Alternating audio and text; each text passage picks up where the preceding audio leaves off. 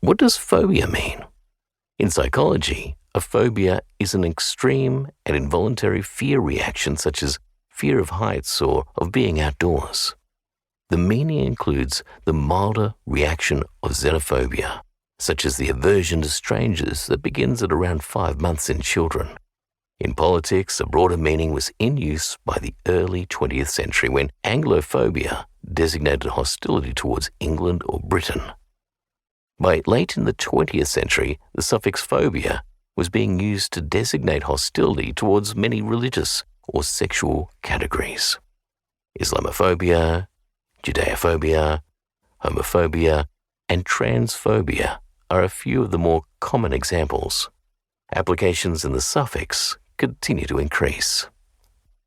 Perhaps the earliest study of Anglophobia was by James Gwynne Cooke, an American author who in 1919 wrote a book titled Anglophobia, an analysis of anti-British prejudice in the United States.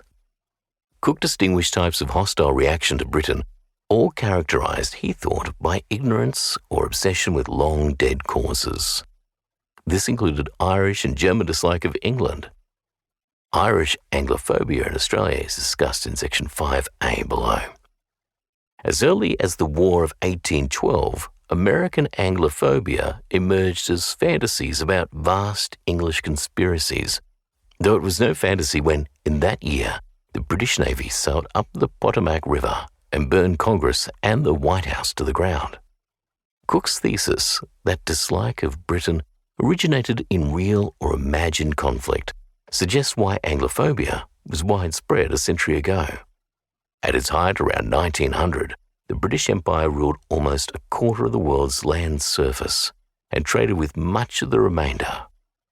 This vast enterprise brought subject peoples and many others into contact with Anglo administrators, soldiers, missionaries, traders, and, in what would become Anglosphere countries, settlers from Britain. In the present document, Anglophobia names something personal. It is the dislike or mistrust of British-descended people wherever they reside around the world, though mostly in Anglophone countries. The new meaning usually applies within, not between countries. Also, the word and the sentiments it describes cannot usually be applied to the past. For example, Americans of 1812 could not have been Anglophobic in the ethnic sense unless they hated themselves, a phenomenon yet to arrive. This raises a question.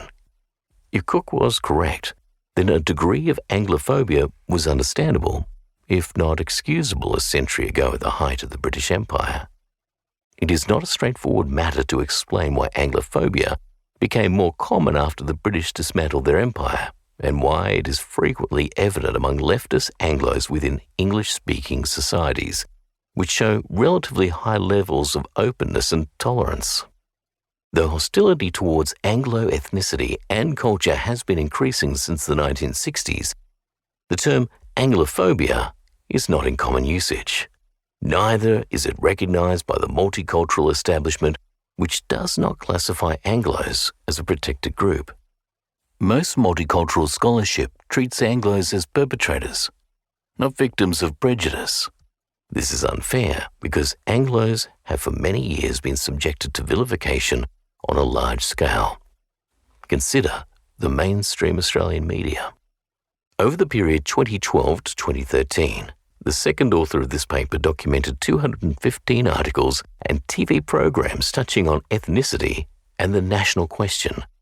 These were found in leading Australian newspapers and popular television and radio programs. Topics included Aborigines, refugees, racism, multiculturalism and diversity, national identity, foreign investment, international relations, and overseas ethnic conflict. 20 of these articles and programs ethnically defamed Anglos or whites, accusing them of smugness, hypocrisy and racism, fraud, idiotic conversation, having a special problem with racism, of detracting from diversity, and in particular of being too numerous in boardrooms among university faculty,